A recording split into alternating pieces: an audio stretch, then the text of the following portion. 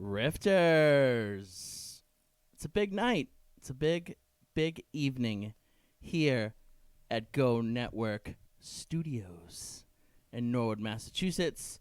This is Static Riff Radio, and this is episode 173. Earlier, it took me so long to figure out the numbers. I know we're right on the numbers now, but there was a gap in between, and there's an extra episode or two. It got all screwed up somewhere along the way.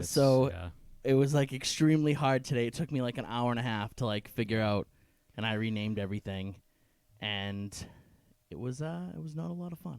No, I can't imagine it was. It was not a lot of fun. But we survived. We did survive. And like I said, we have a big episode tonight for you guys, for all you Poke Masters out there, for all you trainers. We're going to have Zyonik on. He is one of the best, the top PvP content creators on YouTube today. He's your guy you want to go to find out what's the meta of the current cup, what's the best team to use, the best Pokemon to use, the best movesets to use for all your Sylph Arena League cups. He is the best there is, and we're going to have him on the show today to talk Pokemon. We're going to talk Pokemon Go. We're going to talk PvP. We're going to talk the new update that's coming out. So they're going to be putting out new appraisals. They're going to be putting out a new charge system for the charge moves. Okay. I don't know how I feel about it. Yeah. Seems like a lot of changing stuff. Well, they reneged on the switching. Oh, they did? Oh, they reneged fast. Yeah. It was a day or two, and they were like... That idea was bound to fail. Yeah. That was never going to go. So... Never going to work. But, it kind of screwed me this weekend. Oh, did it? Yeah. Just like you feared. I kind of wish... No. They reverted it back. But it was if it was their way, I would have won. I see. Yeah, you could have actually used it then. I could have actually, yeah. Yeah, but we'll get into that. Sure. So like I said, we'll have Zyonik on around 7:30, and we're going to talk about everything. We're going to talk, like I said, about the Switch changes. We're going to talk about him, how he felt about him. If he's happy they're gone, I'm sure he's happy they're gone. Everybody's happy they're gone. I would imagine so.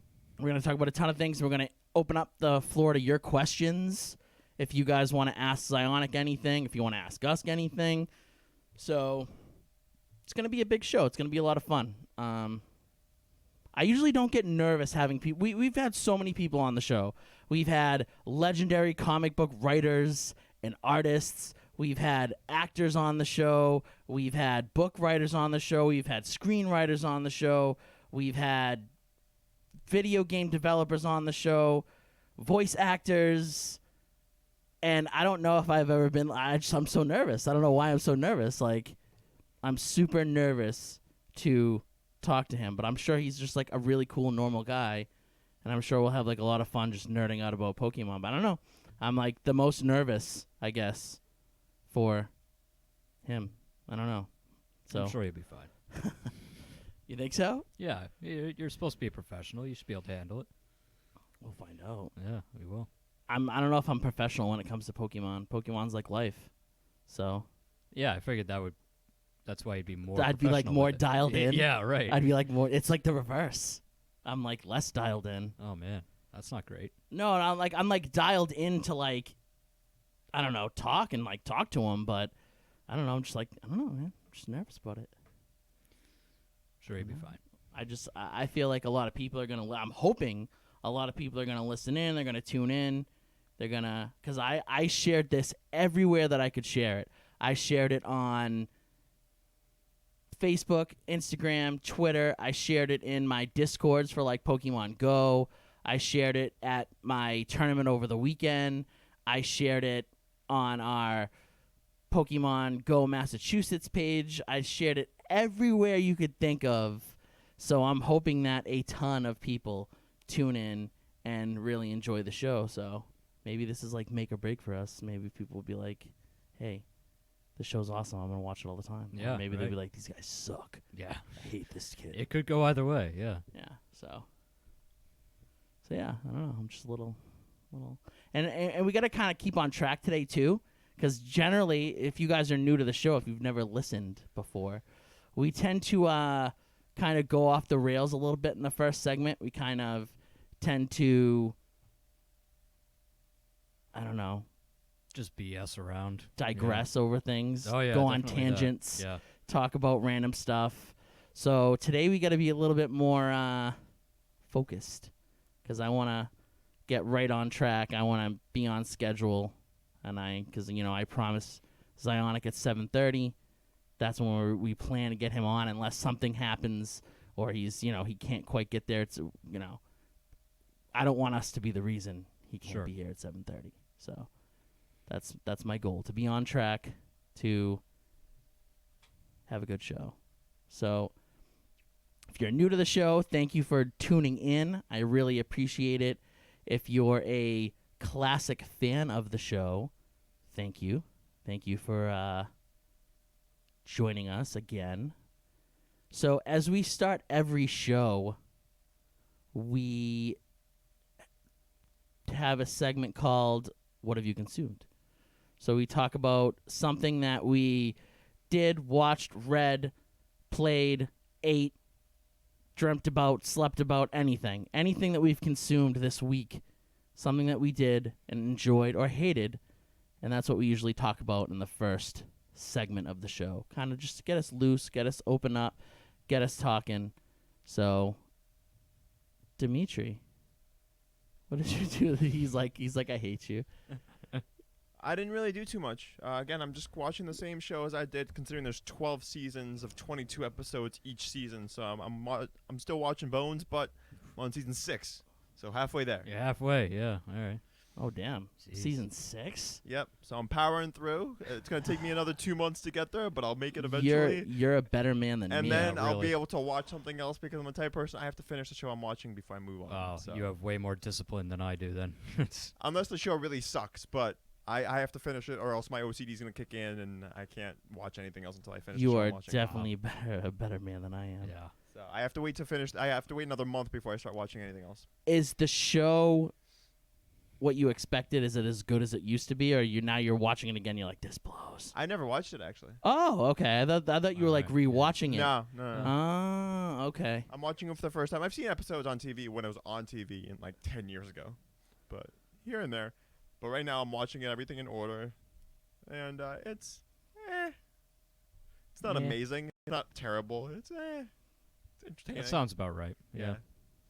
It's about what I would expect from Bones. Yeah, exactly. So I'm trying to figure out this whole. I'm really bad with YouTube, as people know, or you should know if you listen to the show. If you don't, I suck at YouTube. So how do I find if there's comments or people talking to us? It's literally on the It's right on side of the screen. It says it doesn't. It just says welcome to the live chat. That's it right there. Yeah. So nobody said anything. Not yet. It's only Yeah. been 5 minutes, John. The show literally just started, so give I'm it time. just making sure, Yeah. It will literally pop up right in your face when someone comments. Okay. It will literally come out of the screen and slap you in the face. Yeah. It is amazing to watch you just blankly stare. See? at- There's There it two. is. See, you guys lied to me. I had to click something else. Literally 3 people just commented. Yes. Okay. Okay. You see that? Yes. Yeah, you but I sure? had to click something to get it to work. Okay. Yeah. Sure. All right. Okay. Thanks for testing the chat, guys. Yeah. Right. Thank Thanks. you, guys. Yeah. All right. So Dimitri watched Bones, and you didn't enjoy it. It was all right. It was entertaining. How about you, Jason? What'd you do this week? I've been playing the only Assassin's Creed game in the franchise that I've yet to play. It was been on my docket for a while, which is Assassin's Creed Unity, the one that takes place in France. Reason why I put it off for so long is because I heard really bad things about it. And some people liked it, but a lot of people said it's probably the worst of the series. So put it off for a while. Finally started playing that this week, and I don't think it's horrible. The controls are probably the jankiest I've ever experienced in an Assassin's Creed game. There's no other way to describe it other than that. Like, you try to run up a building, and your guy will, like, just kind of run into the wall and not climb up it, That sucks. which is not great when you're being chased. Other times you try and, like, you know, you can jump into, like, the hay piles Yes. and hide. You try and jump into one of those, and he just leaps right over it and falls and dies, which isn't great either. So there's some minor stuff like that kind of makes it frustrating, to say the least, at times. But other than that, I think it's fine. I don't know why people complain about it so much. I'm only about 30% of the way through, so maybe towards the end I'll see why. But so far, so good. I'm enjoying it. Other than some janky controls, it's not too bad. Plus, it's like dirt cheap on the PlayStation Store right now. So if you're thinking of playing it, go buy it. It's like $5 on PlayStation Store. So is this the same character as the first couple? No, new character. So you had the first character that was in like the first 3 games. Though the first 2 games, well, technically 3, but it wasn't 2 really. It was, you know what I mean? Right. And then it switched to 3 with the Revolutionary Times. That was a different guy. Yeah. And then this game came after the Revolutionary guy. I Or was that the believe so. pirate game? Well, technically, Black Flag came after Assassin's Creed 3, which was the Revolutionary War one. I don't know when this one came out. I don't know, like, chronologically. So you've technically where had it the fell. first dude, then the dude for the next couple games. Yeah, Ezio. Then the American dude. Yeah, Connor. Then the... Then you had, I forget his name, Kenway for Black Flag. Then you had Syndicate, which was the brother-sister combo. Then you had Bayek in Origins. And you had another brother-sister combo in Odyssey. No, this is this is a totally different guy. So, and he's not bad. He's a pretty cool character so far. The story itself is fine. It's just that the game is a little clunky at times. Just a little bit. So, other than that, it's fine. I've only played the first couple. I stopped at the Yeah. third one. I kept going. I really enjoy it. It's my favorite gaming franchise. So, Of all time. yeah. of all time. Really? Yep. Wow. Because there's so few that I didn't like. I mean, honestly, the very first one is probably the only Assassin's Creed game I didn't like. Yeah, the first one was okay. Yeah, it wasn't great. Assassin's Creed 2 was one of the best video games I've ever played in my life. So that got me back into it. And, like, the third one wasn't great because the character was a little boring. But other than that, yeah, there's not a single one I haven't enjoyed. Okay. So, So for me, this weekend was kind of focused on Pokemon Go. I'm a big Pokemon Go player, big Pokemon Go PvPer. No way. We had no idea. Well, I would never have maybe guessed. people that haven't listened to the show before don't know that. you're wearing a Pokemon hat. So Well, maybe I just like a Pokemon hat. Ironically, he actually hates Pokemon. yeah, right. So this weekend was the weekend of my Jungle Cup. Well, it turned out not to be. Well, it was, but it wasn't. I didn't end up making it like my full weighted cup. I ended up not making it the Yeah. main one, I guess. Making it more of a practice one, and I'm glad I did. So we set up our normal Sylph Cup in Game Underground in Waltham, Massachusetts. It's a really cool place. If you ever come to Massachusetts, definitely check out Game Underground. It is, what'd you say? It's an arcade type place. Yeah. Kind of fused with like a... I would describe it as like a GameStop with arcade games in it. I was going to say electronic boutique.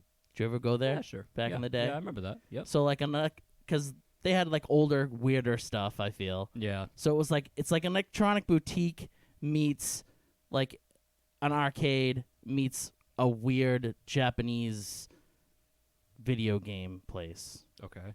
Because I feel like they have a lot of really weird Japanese games that you wouldn't really see like normally at your arcade.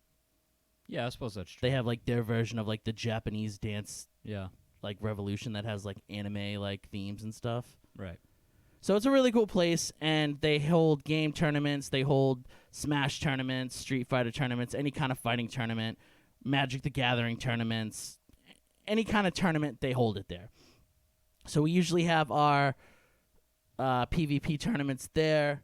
We've had them there majority of the time. We only had them one other place beside there because they were booked that weekend. So this weekend we had it. We had our Jungle Cup, and I do a themed Ultra League every time, and this time was the Captain Planet Cup, which was basically all like the planet tier ring powers to make Captain Planet. So Earth, Fire, Water, Wind, and the heart of your team was one legendary you got to choose. So you could choose any legendary you wanted to. So that was the Ultra League. So first, obviously, we started off with the Sylph League, the Jungle Cup. I played really well the first round, played really, really well. The second round, I got matched up with the kid who's been the champion the last 3 times. Oh, lucky you. Yeah. Yeah, that's So I've matched up with him in the championship the last couple times. He's fantastic. He's currently ranked 215 in the world. So he's really good. I don't know if it changed since the weekend, but at the end of the tournament, he was 215. So he's really, really good. So, of course, I got matched up with him the second round. I was hoping to maybe get matched up with him towards the end. So I got matched up with him the second round.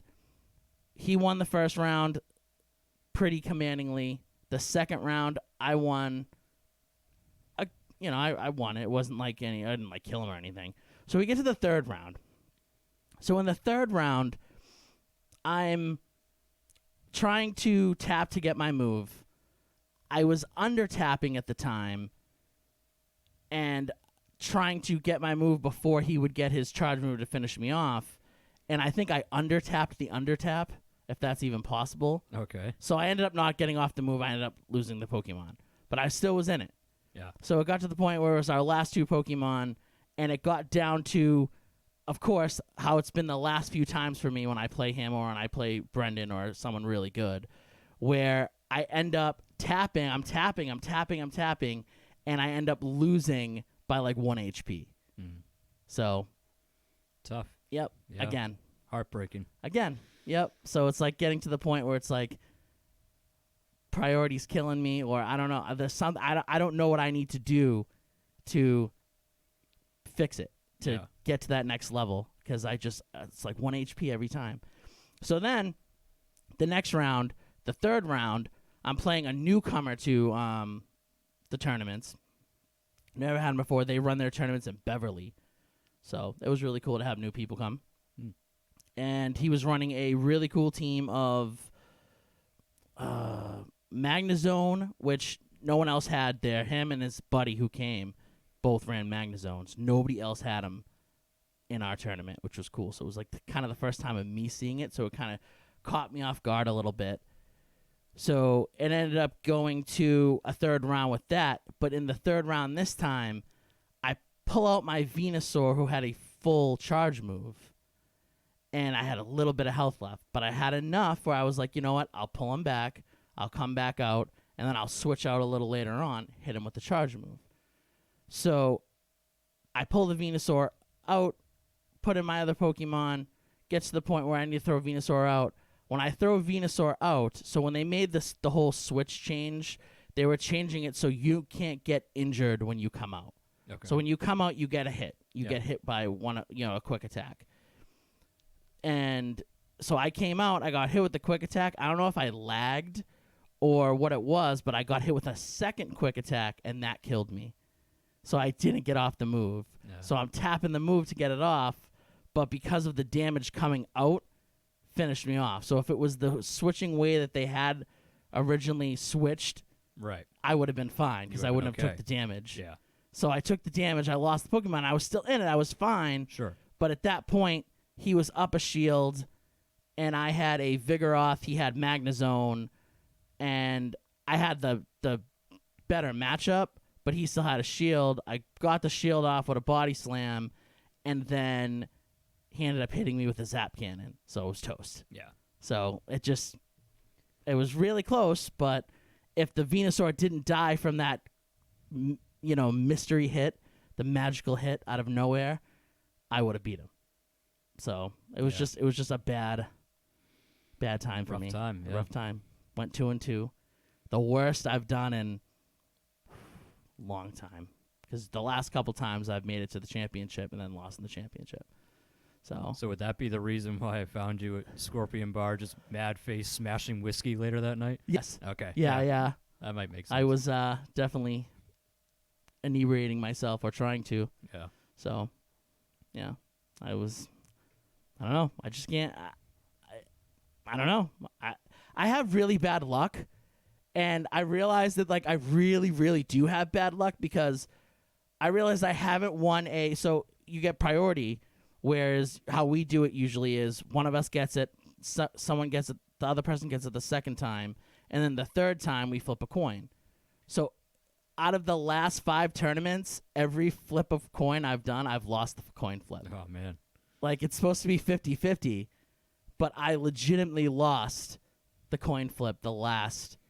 So then, quickly here, because we want to jump to break so we can get Zyonik on. So in our Ultra League, like I said, it was the Captain Planet Cup, fire, water, ground, flying, and 1 legendary Pokemon. I made it to the championship again. So, most of the time I make it to the championship in the Ultra League. And this time it was me and Brendan in the Ultra League. Generally, he doesn't put as much into the Ultra League as he does like the Soph League, but he put in everything this time. Yeah. Because they changed things up, they added Charm to the game. He had a Togekiss with Charm, and it just ran roughshod on the Ultra League. Oh wow. And I didn't stand a chance. No. Yeah. So lost both tournaments. Tough break. But this weekend I have another tournament coming up. We're having another tournament at Apex Center in Marlboro. So we got them to sponsor us. So the winner of the tournament gets a 1-hour game card. Second place gets a half-hour game card, and the third place gets a 15-minute game card. We're also sponsored by Vita Coco, as usual. Mm-hmm. Body Armor, and some new energy drink. I think it's affiliated with Vita Coco. It's called Runa. Okay. It's some kind of like special leaf, like some kind of like tea leaf style energy drink. It's all natural and stuff. Oh, I see. Yeah. It's really good. It's Okay. really, really good. Cool. So they're kind of sponsoring us too, or partly sponsoring because they're part of one of the other companies. Right. Yeah. So, but yeah, they're all gonna be there on Saturday at Apex Center in Marlboro, Mass. So, all right, we're gonna take a short break, and then we'll be back with Zyonik to talk everything PvP. So stay tuned.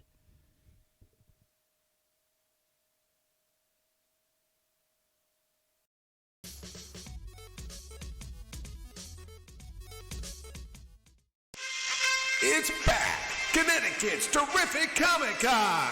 Join us this August 9th to the 11th at the Mohegan Sun Expo Center in Uncasville, Connecticut, as we bring together the hottest names in the comic book industry. There'll be no wrestlers, no psychics, no crazy stuff you don't want to see at a Comic-Con.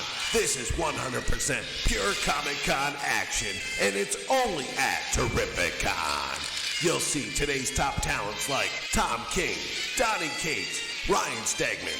Plus, Terrificon is the place where fans get to meet the legends that they love. You'll see Jim Steranko, Chris Claremont, J. Micro Straczynski, and making his final Comic-Con appearance, the one and only George Perez. Join us as we also celebrate Batman's 80th anniversary with a salute to his films. You'll see Billy D. Williams, Val Kilmer, Robert Wolf, and so many more. Plus, you'll meet from Doctor Who and Torchwood, John Barryman, John Wesley Shipp from The Flash, and the first Avenger himself, Red Captain America Brown, will be there. Plus, the voiceover actors from the Animaniacs and Pinky and the Brain. Join us for a real Comic-Con at the Mohegan Sun, August 9th and 11th, when Terrificon comes back to Connecticut. See what all the fuss is about at Terrificon.com. Have you always wanted to make your own podcast? Or had dreams of becoming the next social media influencer? Don't let office space and equipment be what gets between you and your dreams. New studio space is now available through the Go Network. The Go Network is a multimedia broadcast company that currently hosts live radio shows and podcasts. With microphones to fit all guests, the ability to video record interviews, a stage for band performances, and an editing suite to put your audio and video content to the next level. The Go Network will provide assistance with producing, editing, sponsorship outreach, marketing, and more. You can create the podcast or web series you want with the lower price tag. Visit our studio location in Norwood or our audio suite in Canton. For more information, call us at 857-445-0424 or email us at info@gonet.com. That's info@geauxnet.com. Has your computer seen better days? Is it always freezing and lagging? Are you constantly plagued with pop-ups and viruses? Are you not able to get any work done? You don't need a new computer. You need Phoenix Technology Support. With just one call to Phoenix Technology Support, you will never have to stress over the hassles of taking your computer to a repair shop again. Just leave your computer right where it is and let us come directly to you. Phoenix Technology Support has over 10 years of experience in the industry of customer support and IT solutions, and it's the best place for help with all of your home or business electronics. From gaming systems to tablet setups, smartphones to smart TVs, even business servers and emails. We will help set up or troubleshoot almost any technology in your home or office. So next time you think your technology is at the end of its life, have it rise from the ashes like a phoenix by calling Phoenix Technology Support at 617-658-3240. That's 617-658-3240, or go to www.phoenixtechboston.com. Hey Dan, you're a gamer. What is the comfort level of where you are playing? Comfort does not exist in the gaming world. After several hours, you push through the pain. You need Edge. Edge? Extended duration gaming equipment. Do you like your headset? Let me guess. I have to drop hundreds of dollars for the newest, most comfortable headset. No, sir. Keep your headset and let Edge make it better. Add a soft top made from 100% plush sheepskin wool to eliminate top of the head pressure. So I can keep my lucky headset? Keep them and your backups, but let Edge give them an upgrade. What about the seating arrangements? At a tournament, you get a metal folding chair, which is great if I want to knock out a professional wrestler. Terrible if I have to sit in it for hours at a time. Just like Edge upgraded your headset, now they're going to upgrade your chair with soft seat. No more fidgeting around trying to get comfortable. No more pain in your back, shoulders, and butt. Turn any chair into a comfortable gaming station. Go to edgeprogaming.com, type in the code GONETWORK, and receive discounts on your entire purchase. Take your gaming to the edge. When I'm feeling sluggish, I'm not looking for the jittery feeling of coffee. I'm reaching for Neurosonic, the only energy drink I trust to keep me going. Neurosonic is just one of the great drinks in the neurofunctioning beverages line. When I'm stressing an interview, Neuro Bliss keeps me cool, calm, and collected. And when it's time to call it a night, I don't want sleeping pills and all the crazy after effects you hear about. I want Neuro Sleep to help me drift off to dreamland. Neuro drinks are surprisingly low calorie and full of the healthiest and most efficacious vitamins and minerals. Artificial flavors and colors don't work for them, and neither should they for you, so they don't allow them in their drinks. To find a store near you that carries Neuro, go to drinkneuro.com or visit amazon.com to order a 12-pack. Neuro, drink with a purpose.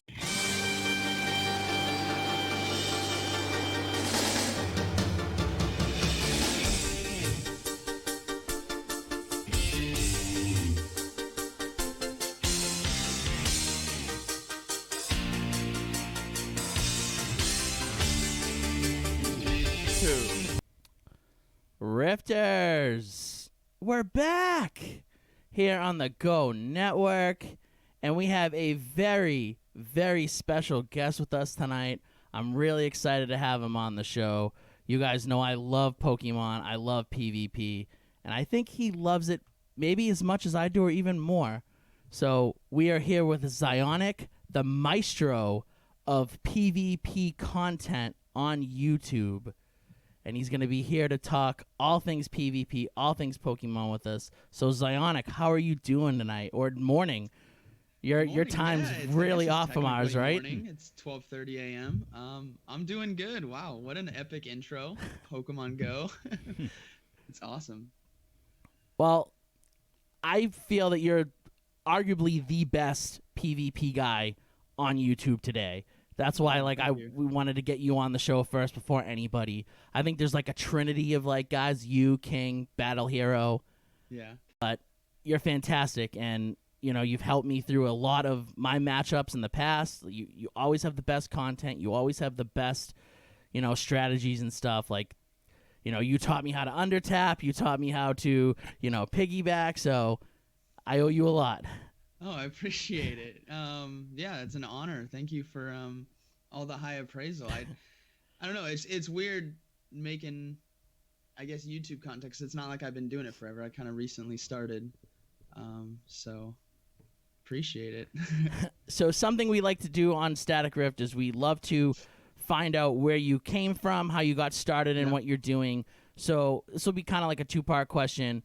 Okay. What got you into Pokemon? What started your love for Pokemon? Oh wow, yeah, that was I was probably like 6 or 7, right? You get the original like Game Boy that you'd have to play Yes. in the back of the car when you're like driving with your parents, and then you have to play a bit with the street lights, Yes. you know, in between, yeah, on like the red or the blue, red, and yellow.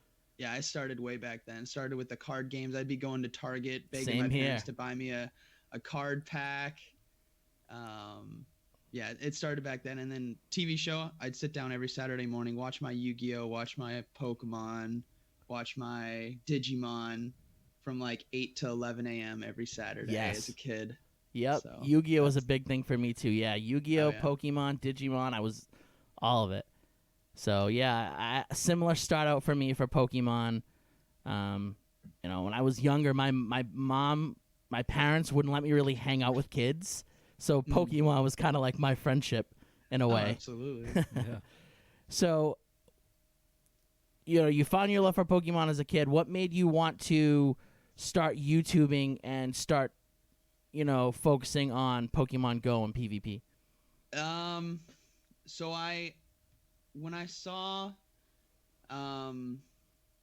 PvP come out, right? That was like when Pokemon Go first came out. When I downloaded the game and was out playing it, I was trying to figure out. I thought I was just lost in the like menu. I was trying to find out how I could battle people. Right. I was like looking around. I'm like, why? Okay, I must be like horrible at trying to figure out where's this battle feature, because obviously it's Pokemon. You should be battling. So when PvP finally got introduced, I started watching King and Purple Kyogre. And I was like, okay, they're making videos on PvP. King was already making videos on raids, but I wasn't aware of him until PvP. And I saw him making these videos. I'm like, I could do that possibly. But it didn't actually start. I had the thought of like, I could do it possibly. January came around, you know, I was prepping for my Boulder Cup, which was at the end of the month. And every day after work, I'd be talking with my wife about, you know, how great Skarmory was or how great the Mud Boys were. And I couldn't decide if I should bring Swampert, Whiscash, or Marshtomp. And after, you know, a couple weeks of talking about this, she's like, all right, I love you. And she loves Pokemon Go too. She plays it. She's like, I love you, but we're going to set a time limit that you can talk to me about PvP. Oh man. So she gave me a 20-minute time limit to talk to her while we were in the kitchen making dinner and stuff when we first got home. And that was it. That's all I was allowed to talk the rest of the night. I couldn't talk about Pokemon. So that's kind of how I was like, you know, maybe I should start making videos to talk about it, because I was upset. Like, I wanted to talk about this nonstop. And then I saw Purple Kyogre, King, and I was like, you know what, I could kind of do that. So then I started. My first video was my Boulder Cup tournament. Yeah. Which I was like, yes, if I put the thumbnail as London, it's a tournament, everyone's going to watch. It's going to have thousands of views. And then it had like 11 views. I was like, oh, okay. Maybe I should try something else. But it kind of, that's how it started. That's awesome though. So it kind of came out as like a release for you, kind of, because you just wanted to talk about all this stuff, and you kind of just had nobody to talk to. Yeah, So you're like, you know what? I'm going to talk to all you guys. That's awesome. So how I found you was, we had our first tournament. Like, I had my Boulder Cup. Like, me and my community started making it. We had like a small amount of people come. It was okay. And then we were getting ready to have the Twilight Cup, and people weren't like putting anything into like the RSVP that they were going to come or not. So I was like, maybe nobody's going to come. Like, maybe this is going to suck. So then I started like looking into videos, and I started finding your Twilight Cup stuff. And, you know, that kind of pumped me up to be like, all right, this guy likes it, you know. And then I started finding King stuff, other people's stuff, and then it kind of pushed me to keep going and be like, you know what, I want to keep these tournaments going, because there wasn't really a lot in my area. Now kind of like Boston is like a hotbed for like tournaments. Oh yeah, you guys got a world champion there. Yeah. In Boston. Yep. Yeah. He was supposed to be at my tournament this weekend, but he ended up backing out. He signed up, and then the day of, he didn't show up. So Okay. yeah, sad. But yeah, that's awesome. That's awesome that now you get to help everybody with their PvP teams. Yeah, and I enjoy it. Like I like helping people. I like coaching people and teaching people, and like when I get home, I can make the video. I'm excited about it because it's stuff that I'm obsessed about figuring out. Like, all right, Wigglytuff dropped. Okay, Charm, what do I need to do? And so I sit there and spend all this time figuring out how to handle it. What can it beat? I do battles, and then I'm like, okay, now I can make a video on it. So then I do all that, and then it just forms into a video. So you obviously love PvP. Do you love all aspects of the game too, or is PvP kind of like the main thing you truly love? Yeah, sorry. PvP is the one thing I do now. I liked Pokemon, like Pokemon Go, going out and doing raids and stuff, but I'm not a grinder. Like I hit level 40 in March, and I've been playing since day one, so I'm like super casual kind of player. But when PvP came out, that was like it lit a fire. Now I'm like, okay, pure PvP. I'll go out for raid for TMs or decks. Like I did one armored Mewtwo raid. I'm like, cool, got my decks. But now if I go out again, it's for TMs. Yeah, TMs are so important, especially for PvP. Oh, yeah. And I never have enough. I can never get enough TMs. I just always want them. I never get enough. Yeah. So it sounds like you're in the same kind of boat with me when it comes to like dust and stuff. I'm always spending it. I never have it. I'm always crunched for it. Yeah. So when we have our like ultra leagues, yeah, it can be a little tight because I have a themed one every month, and I've been making it work, but it's tough. It's a lot of grinding. Yeah, absolutely. So let's get into some of the stuff that's happening in Pokemon Go right now. So just a couple days ago, they decided to change the switch mechanics. They decided to change up a lot in PvP kind of. That was a big change. That was a huge change. Yeah. And a lot of people were not happy about it. How did you feel about it? Because I feel like you were very kind of like quiet on it. Like you voiced that you weren't like a big fan, but you didn't really like smash it or slam it like some people did. Yeah.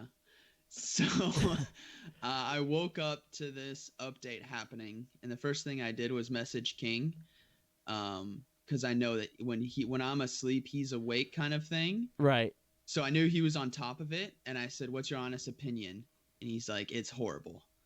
And I'm like, "Oh, great." I was like, "So what do we do?" And he's like, let's just like chill. Like, let's give it 24 hours. Like, let's let things settle. I'm like, okay, so let's blast this thing. Cause I hadn't even tried I just asked his opinion. So when I tried it, I instantly saw all potential esport, like competitive play gone. Yeah. It was gone. It was gone in one swift thing, because when we were in Germany doing the Dortmund tournament, one of the biggest things that made the game so crazy was the swaps. Right. And like my reply to Niantic on Twitter, here's my 2 cents about it. I linked that video of like the swap when the Metachan had Ice Punch. He brought in Victory Bell, then swapped to Altaria. I was like, that wouldn't happen with this new Switch, which means they just killed competitive Pokemon Go PvP. And the whole community felt that. But when I made my video, because I'm like new to content creation, I needed to like approach it of not be super mad and like raise your pitchforks, but like kind of like let's calmly revolt, if that makes sense, not just go rage and give us an excuse to curse and get out of control. So that was my approach. But inside I was just like, this is not good. It has to get switched.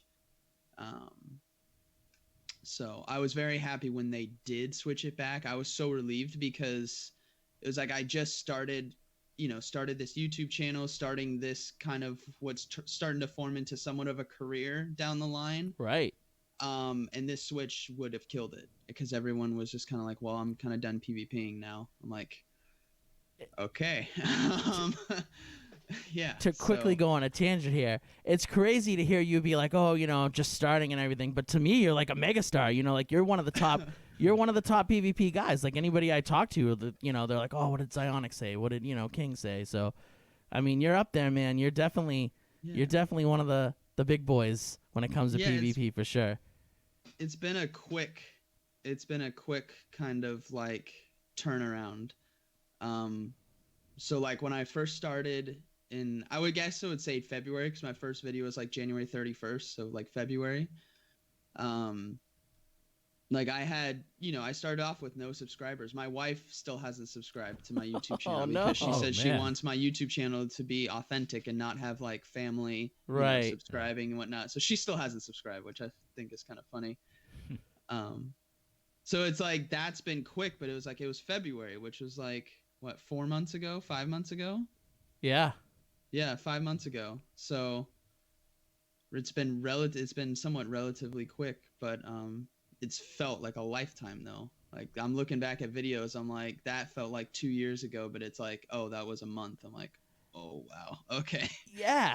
Like when doing some research for you when you were coming on the show, like I started watching you around the Twilight Cup, and that was like right around the time you started, but I didn't know. I figured because like you're so poised, you're so good at like talking about PvP that you were doing this for a time. I thought you were doing this for a long time. And then when I went back to the end of your videos, I'm like, wow, like he just started like the Boulder Cup. Like that's huge. Like that's awesome. So that's so sweet that you were able to like transition so quickly into, this juggernaut of PvP. Appreciate it. Funny story. It's something I'm getting over, but like my whole life growing up, I've been kind of had a fear of public speaking and recording videos. Really? Kind of, yeah. You'd never guess that though. Yeah, it's been something I've had to like dive headfirst into and just face it and get through it, because it's not something that can like harm me. It's just my what do you call it? Like my perception of it. So it's like a perception fear. It's not an actual like there's a lion right there. That's an actual fear. Right. Yeah. So the first video I ever tried creating was when Raikou was coming to raids, and I was like, I'm going to get into Pokemon YouTube content creation. I'm sitting there and I was horrible. Like I still have the raw footage, and it was so bad. I had a broken headset that I was having to hold the string down so that the earphones would like stay attached to my head. And I was trying to talk about Raikou and how great it's going to be. And it was just so bad. I'm like, no, I can't do this. No, I can't do it. But then because of PvP, because I'm passionate about it, I was able to like get through it. And then I was able to display that, because when I'm in person, I have this passion that you can kind of see in videos now. But before I didn't have that in videos. I only had it in person. So I'm like, okay, if I can just transition it, it'll be okay. So. Yeah, it's like it's kind of like my irrational fear, like being nervous about having you on the show. It's just like, I don't know why I was nervous. Like, we're just going to talk about something that we both love, and it should be super easy for me to talk about. But I don't know. I was just so nervous. I mean, I feel fine now, but so I completely get it. Like, sometimes you just have those irrational fears that, they just come out. You don't know why. Mm-hmm. So back to the switching, though. So we both agree it was awful. It completely took out, like, the fast-paced, like, real time of the game. Mm-hmm. But now being on the other end of it, that switch damage that comes out, that sucks. It does. It does suck. Yeah. If they could get rid of that without messing up the styling of the switching, because I'd rather take the damage if the switching is going to be what it is now. But if they could somehow take it out so you don't get damaged coming out, I think that would be fantastic. But I don't know if that's possible.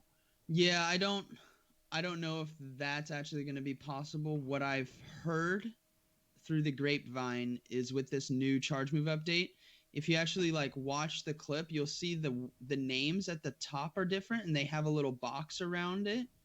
So you Yeah. can see the name of the Pokemon and stuff. And I think you see that when the swap comes in before the actual visual of the Pokemon, because like the screen kind of changes to see the bring in of the Pokemon. Right. Well, now you'll see the name at the top, so you'll see like Hypno comes in, and you can instantly get your Toxicroak out of there. Oh, okay. So we needed a visual cue to know to bail. Otherwise, like in something like Twilight or Nightmare Cup, if I have a Toxicroak and someone swaps, I instantly swap as well, no matter what. No matter what, like I'm not about to take a confusion to the face. From Right. Hypno. So that makes sense. But okay, so but when you're swapping in, you still get that one quick attack, basically. You could, yeah, you probably could, and I don't know how they could approach that. Like, Granted, it's only happened to me that one time. I've never like noticed it. It's never bothered me. But the one time it like cost me the match. It sucks. You Now know, it's gonna stick with you. yeah. It's like now I don't want to. I don't want to get hit. Mm-hmm. But yeah, that switching was awful. I don't know what they're gonna do. Do you think that they're gonna come back with a different? They're gonna try it again, or you think they're gonna stay away from it now?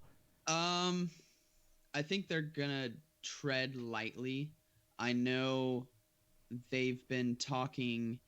They haven't talked with me at all, which is completely fine. They've been talking with Nick and Dromps, I believe, about it. I think Dromps wrote like a 5-page essay on why the switch mechanic was bad and they needed to revert it. Wow, 5 pages. Yeah, he was like a silent hero that no one knows. That Niantic asked him about it, and he went to town with an essay about it. Wow. So, and he's the Sylph Arena. He's like one of the guys that sets up the stuff for the Sylph Arena, right? Yeah, he's the big honcho of Sylph Arena. Wow. Yeah. He is a silent hero. That's awesome. He's one of the silent heroes, but that doesn't mean that what everyone else did with the live streams from Go Stadium or Twitter or what have you of just voicing their opinion didn't help. That everyone coming together is what made it happen. I think Battle Hero had a really important video. Yeah. Because as soon as his hit, kind of, I feel like, I don't know, his was like the catalyst, but I felt like after his hit, like then they were like, oh man, we got to fix this. We got to fix this big time. We can't lose Battle Hero to Minecraft. We just couldn't do it. That would suck. What I was gonna say, something I think they might or should take a look at is, how we have a switch button and then you click on the Pokemon, one of the two. Yeah. So what they should is just have a visual button of two of your other Pokemon. So when you click it, it switches to it. You don't have to switch.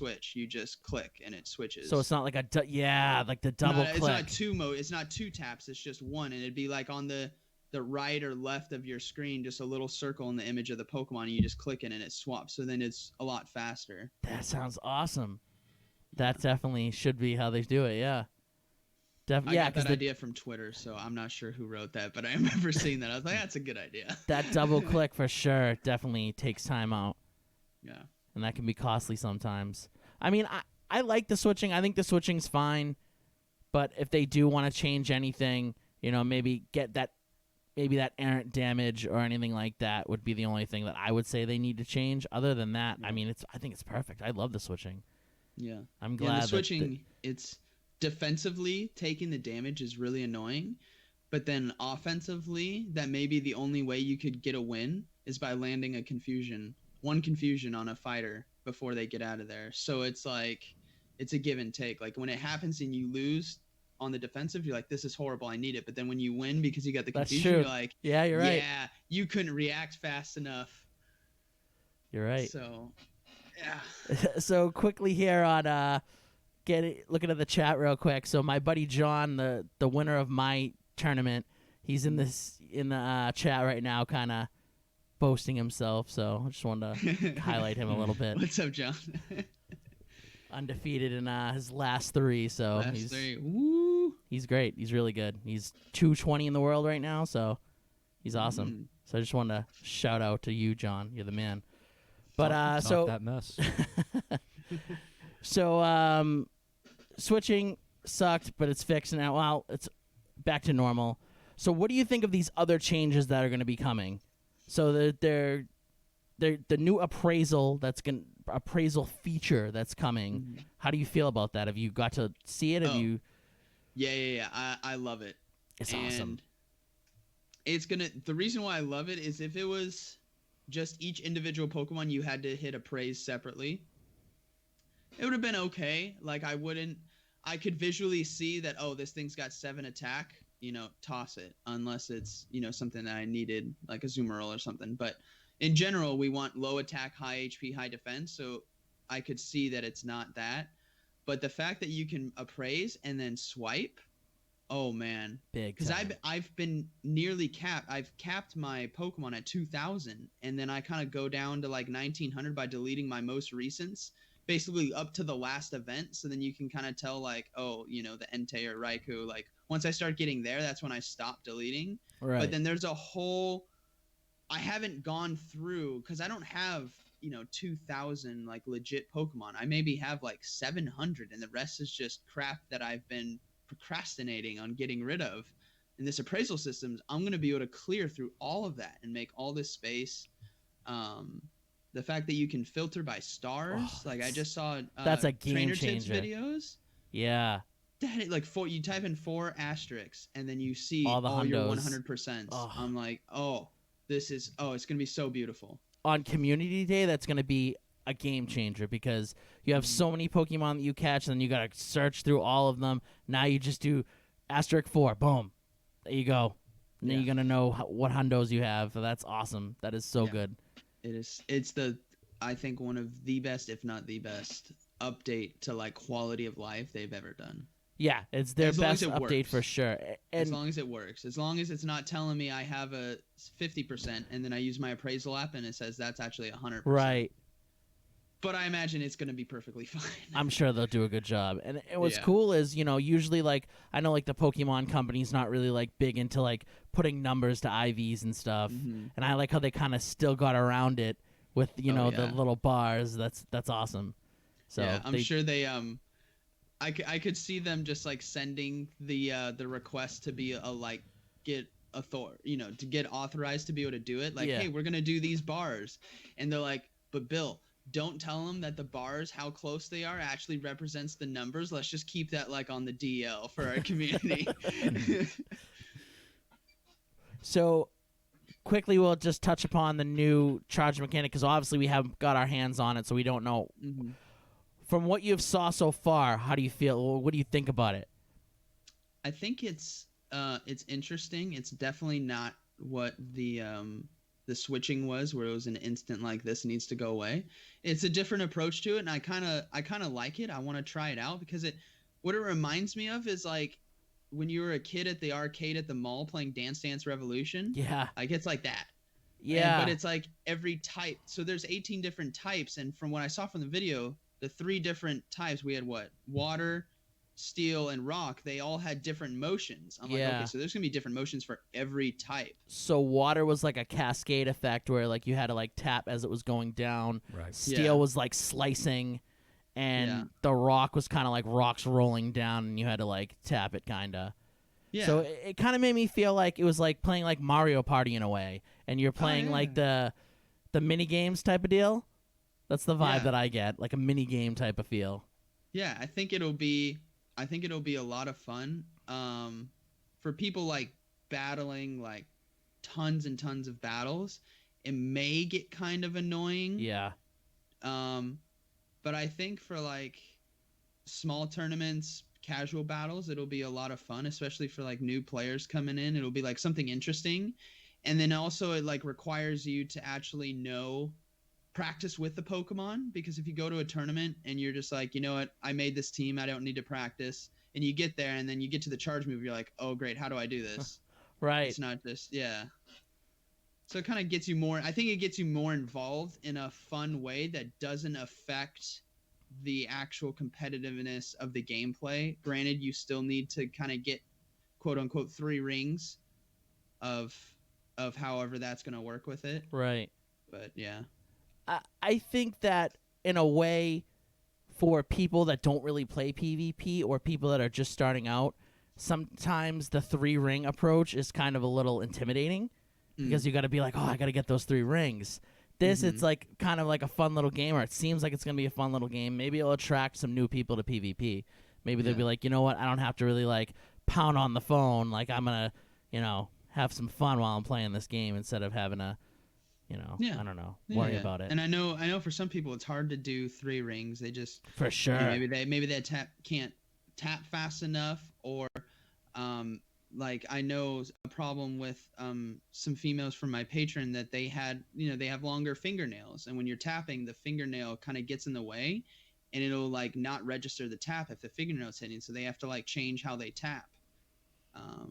So this kind of eliminates all of that, which is great. I think it's good.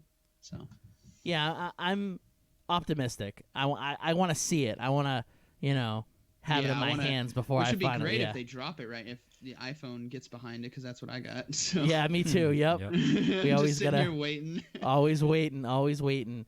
And then the last little thing we'll talk about updates. How do you feel about this whole Team Rocket thing that's going to be popping up? Oh man, this is. It's good because it's going to be PvP. Yes. Which I'm hoping will attract more people to want to play. Yes, but I'm worried about the skill that it's going to require to do anything. So if we take a look at team leader battles, right? Yeah. You know, I'll do a team leader battle. I try to do it every day, but some days I just don't get to it because you get the reward and whatnot. They don't shield. Don't shield it. And they don't get 3 rings. You can't really learn anything from it. You can't. It's the most basic thing. Like, you literally just beat a punching bag.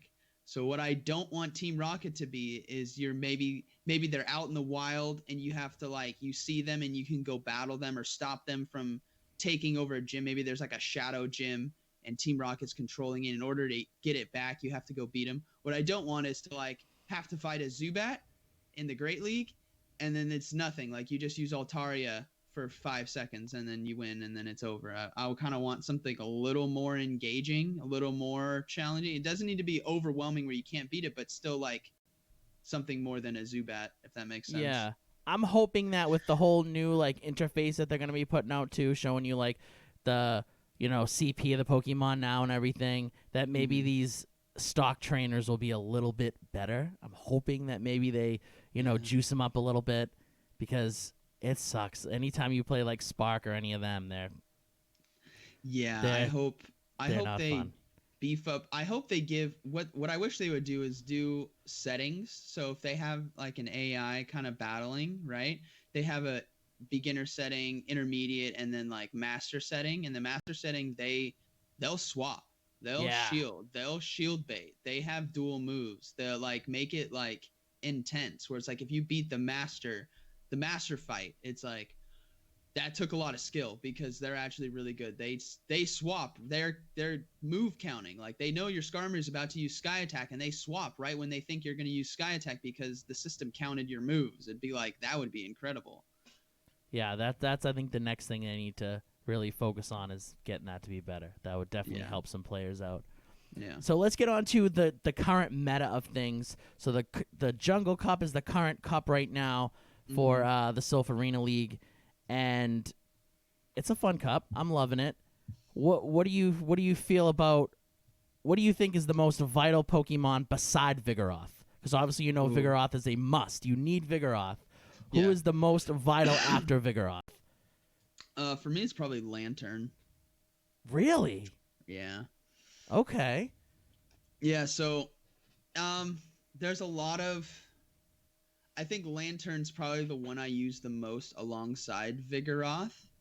And it's because he beats the Flyers and he beats the other Electrics in most situations. Like, if he takes a Zap Cannon from Magnezone, he loses. But it's just in general, like, Water Gun will do so much damage to the meta in general. Thunderbolt will do a ton of damage to a lot of the bugs and whatnot. You know, it's not super effective, but still, like, a Beedrill taking a Thunderbolt will take a lot of damage. And then Water Gun just does so well, and it also covers Noctowl. So it's like, I think Vigoroth, Lantern is, like, the two that I'm like, I would see it on, like, every team.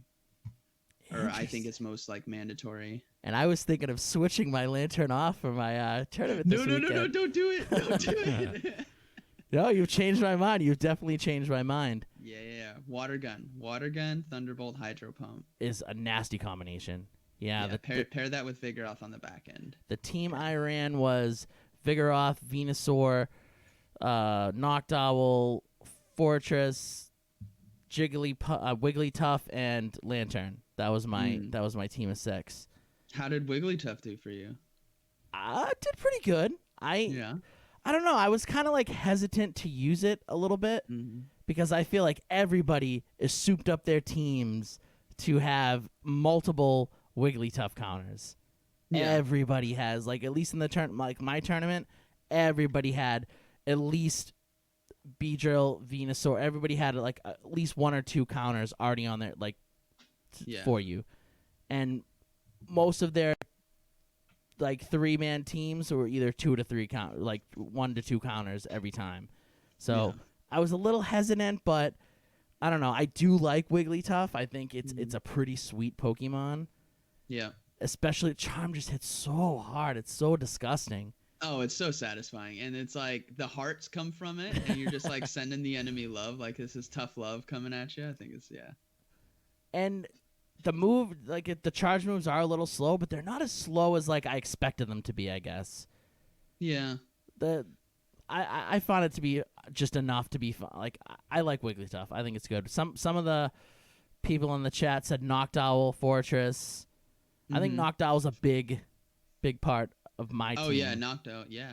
For sure. Fortress, I don't know. I was really big on it at first. I was like, oh, this is maybe like the best Pokemon beside Vigoroth, and now I'm kind of like down on Fortress a little bit. I feel it's not as good as it. I mean, yeah, it does, keep Wiggly and at bay, but I just feel like it's not as good as it was in the beginning. Okay. I love Fortress. Fortress is I think its rank actually went up. Like overall, it's at 90 on I'm looking at PV Poke. Overall it's at 99.7. So it's 0.3 away from 100 rating, and it's cuz there's no fire damage. Right, yeah. Right? So it's the safest thing ever to swap into or lead with, because even if there is a Vigoroth, you don't have to shield with Fortress because you can get to heavy slams and burn shield. So it's like an Umbreon where you don't need to shield at all. You just get a charge move off or 2 charge moves off. Right. And you can eliminate health, you can eliminate shields without having to waste anything on this guy and save shields for something else, which is why he's viable, which is kind of hard. Which is why he's like one of the best for a team, especially since Wigglytuff is out now. Like he was already really good. Now that Wigglytuffs are out, it's like, Fortress even more. So for my team this weekend, I want to switch out one of my Pokemon to add in Beedrill. I have a really good Beedrill, but I just don't know who to take out. I feel like I really want to play Beedrill, but maybe I'm just overreaching for it and I don't really need it. I don't know. How do you feel about Beedrill? What do you got? So I have Venusaur, Vigoroth, Noctowl, Wigglytuff, Lantern, and Fortress. Okay. So if you wanna take out Beedrill, you could swap it in for Wigglytuff, right? But then you're gonna have 3. But if you want to keep Wigglytuff, Beedrill and Venusaur have kind of similar roles. You could put Beedrill in for either Fortress or Venusaur. Because it's what you have is that Sludge Bomb damage that you're gonna want. So you could put that in for Venusaur, but then you lose the Frenzy Plant damage if you do bring it for a Lantern or the Electric Boys or something. So yeah, I'd go if you're like heart set on bringing Beedrill, I'd probably look to swap it in for Wigglytuff or Venusaur, and maybe keep Fortress in there. All right. Have you looked at Vespiquen? I have one, but I don't have the dust for it, unfortunately. Okay. Because oh man, that's a gem of this cup. Yeah, Yeah. one of the newer players. We had a couple of new guys join our tournament this past weekend, and one of them ran a Vespiquen like as their main like they started every match with it, and they did such a good. Oh, it was nasty. They were so good, and they led every time. Like you knew it was coming, and they still did so well. They made it all the way to the championship. Like they did so well with it. Yeah. So when I was in Dortmund, King and I hosted a open qualifier. So the top 3 players from it would go to wildcards for Worlds, and it was Jungle Cup. And the guy who won went 7-0, and he didn't change a thing every single game. He led Vespiquen. He had water gun lantern in the back, and then he had Vigoroth as his hard switch, which is means the 3rd Pokemon. I feel like that combo of Vespiquen, Vigoroth, and an electric type is such a nasty like combo of 3. Mm-hmm. Yeah, and since Lantern beats the other electric types and does well in general, he didn't change a thing, and he swept 7-0. He led Vespiquen every single time, even when people are knowing it. It's because the reason is Vespiquen beats Vigoroth, and he beats everything that Vigoroth beats besides Wigglytuff now. Besides, Wigglytuff is the one like wild card for this thing, because Wigglytuff can beat Vespiquen and Vigoroth. But so then if you lead with Vespiquen, if they lead Noctowl, you can safe switch to Vigoroth. And Vigoroth, who comes in and gets stored energy and has shields, can beat almost everything in the game of Jungle Cup with stored energy. Right. And 2 shields. So he's the most safe swap in if you lose lead. If they don't lead with Noctowl and they lead with Vigoroth or they lead with Venusaur, you win the lead, which then you just have to chess match from there, basically, like, back and forth, making correct decisions. If they swap into Noctowl, you can safe swap into Lantern, because now you know that they can't bring in the Venusaur. So it's like the biggest. It's so good. And then Masticore, one of the Argentina guys, who's currently rank 1, his team has that combo, and he went 8-0. Like, this line of 3 is deadly. Like, it's hard. Yeah. So it's Vespiquen's becoming one of those things that it's almost a must. Uh-huh. And I've been scared to make a video on it, because I don't know, it's so good that it's just like, if everyone runs it, it's just gonna be one of those cups. So like I've been kind of like, it's been something I've been telling people that I know locally, or patrons of mine, or people in Discords and stuff, where it's like I've been telling people, but I haven't like made a video. Guys, Vespiquen, Lantern, Vigoroth, run this team every time.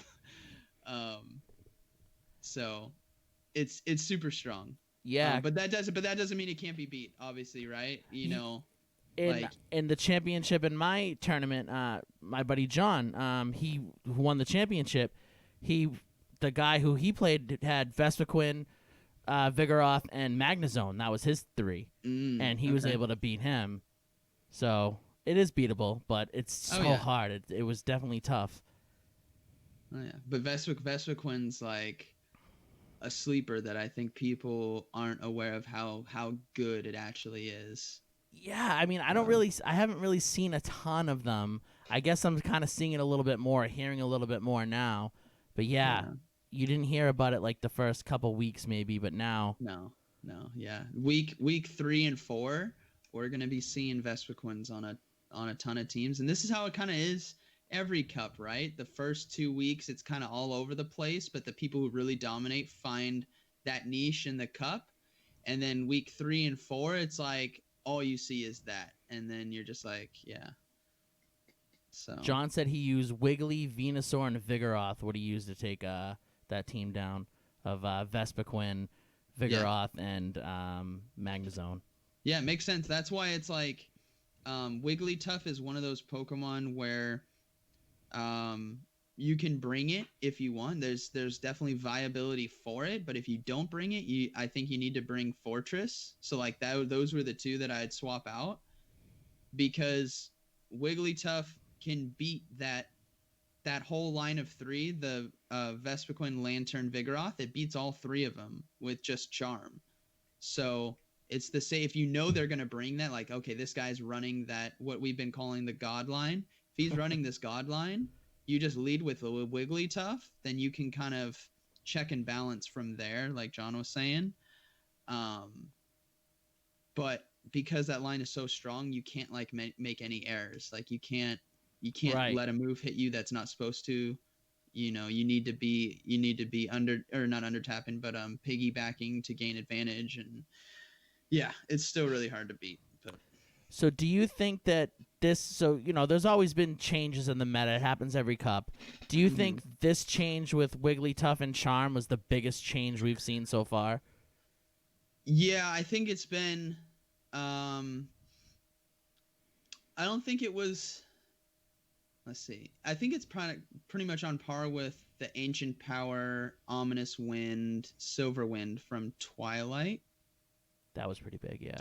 Where the buff, like, I had I brought Venomoth with Confusion and Poison Fang, and then I got Silver Wind, and then, you get those procs, and it's like, oh my goodness, here we go. Yeah, it's almost like an automatic win when you get one. Yeah, especially when you get it when you have, like, full health. When you get it when you have no health, you're just like, and okay. No. But I think Charm definitely shook up the mentality of the Jungle Cup meta, but in actuality, it just made having a poison or steel user more prevalent. So most teams already had a Venusaur or a Beedrill or a Fortress. So you already had a counter for Wigglytuff on your team. It's not like these Pokemon weren't on there originally, but now the Wigglytuff's there, it's like, okay, now you need 1 or maybe 2. So like I have Venusaur and Fortress on my team. Right. So now it's just like, it just makes it more prevalent. So then I don't think it shook it up where it's like the game's completely different. It just amplified having counters for it. Okay, yeah. Because, I mean, it did make a couple of Pokemon, like, obsolete. I guess, like, Heracross is now, like, basically done. Like, you can't really... Yeah, I brought Hair, because I participated in the Dortmund Open, and I brought Heracross, and it was bad now. Yeah, toast. It was a bad idea. I didn't bring Vespiquen. I didn't know about Vespiquen then, and it was, yeah. It was bad. So have you done your cup yet? I haven't, no. I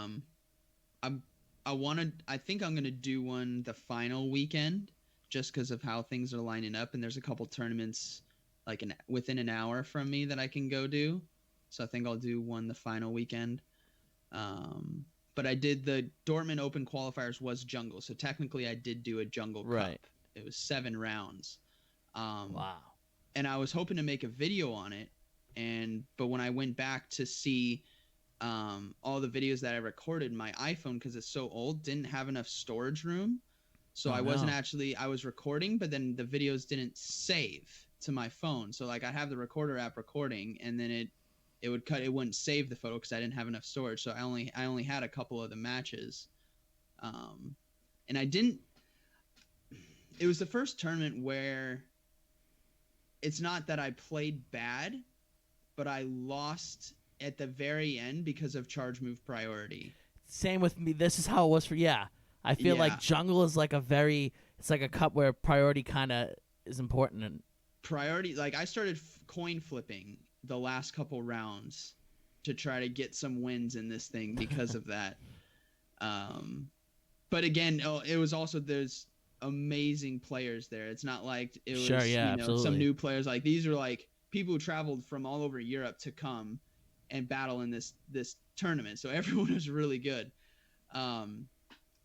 But yeah, I think Jungle Cup is the first tournament I've seen where it's like having charge move priority is very, very, very important, or knowing how to get around that with piggybacking is very important. Makes me feel a little bit better about losing now. Yeah.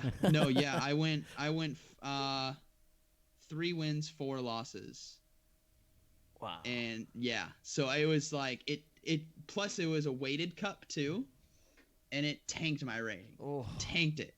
Absolutely tanked it. I was 91 before this, and now I'm 800. Whoa. It tanked it. Wow, like, that's a bad. big Yeah. that's a big brutal. hit. Oh. Yeah, and I was just like, ouch.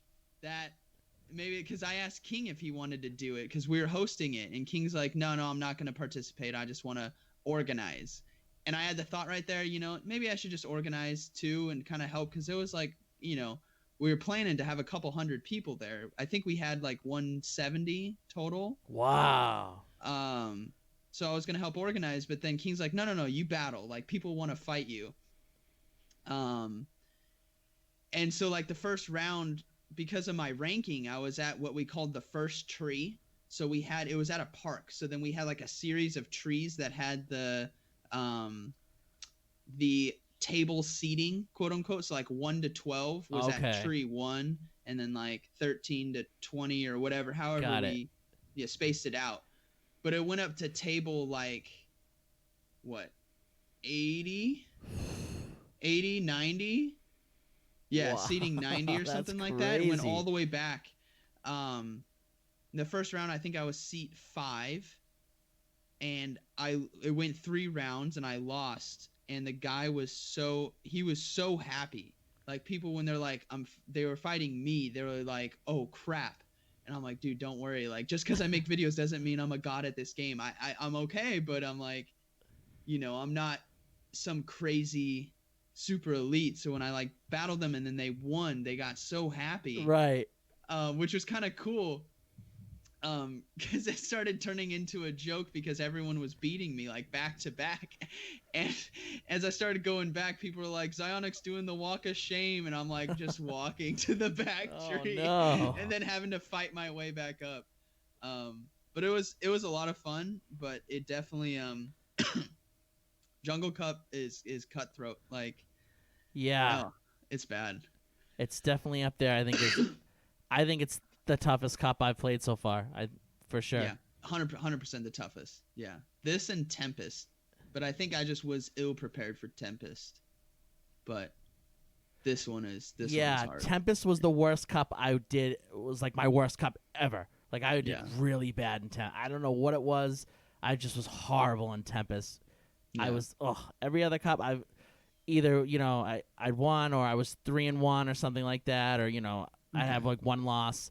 But Tempest, I was like, I was like 1-2 or 1-3 or something. Yeah, it was bad. 1-3 in Tempest. Yeah, so it was bad. We're kind of the same. These two cups don't agree with us. So let's get on to a little bit talking about maybe what you think the future of PvP is going to be, or what you'd like the future to be, because I do want to get to let the chat get a couple questions in and ask the pro about maybe if they had any team composition they want to talk about or anything like that. Okay. Yeah, sure. So future, what I want to see the future of PvP. Oh man, there's so many things. Right. First thing, how much of the original series did you play? Kind of just gauging. I played up until Diamond and Pearl. Okay. So were you aware of like the battle tree endgame? No. Okay. So the battle tree endgame. So after you beat the game, right? I always kind of play the story just to play it, but then my friend liked competitive PvP, so he'd go to like local tournaments where you have to fight with like the level 50 Pokemon or whatever. Level and 50 or 100 or something. He'd spend weeks breeding Pokemon to get the perfect of everything and this and that. And then so I wanted to kind of get into that. I never did, but he told me to practice at the battle tree, and it was this system at the end of the game where you kind of go to, in the recent one like Ultra Sun and Ultra Moon, it's on one of the islands. You go to this battle tree, and what it is, it's an endless, I believe it's endless, or it's capped really, really high, like a couple thousand of trainers, NPCs, where you bring 3 Pokemon, you fight them. If you win, you move to the next stage. Okay. So it's like climbing a ladder, basically, but they called it the battle tree, and you're kind of walking around this tree. I think they did it in the anime where Ash had like a thing where they had something like that. Yeah. So basically, what I would like to see is either events or something like a raid spawn, like where a raid egg comes, where a battle tree like system happens on a gym in your town, maybe your EX gyms or something, the really like popular ones, where you can go there and then you fight against trainers and you can keep fighting, right? And then you accumulate points. So let's say they're like, we call them PvP points or PvP tokens or something Okay. like that. You win a round. You're facing off against an opponent, and it shows that you have to register a team of 6, right? You face off against the opponent. Before you go into battle, you have like 1 minute to look at their team of 6. You pick your team of 3. You go into battle. Person who wins, you move on, right? And you keep climbing until, till the end of the event or something like that, and you gain all these points, and then you can go to a PvP shop in game, and instead of spending Pokecoins, you spend battle tokens or battle PvP points. And it's like a TM is like 5 points. Candy's like 1 point or something. And then something like a legacy TM is like 100 points.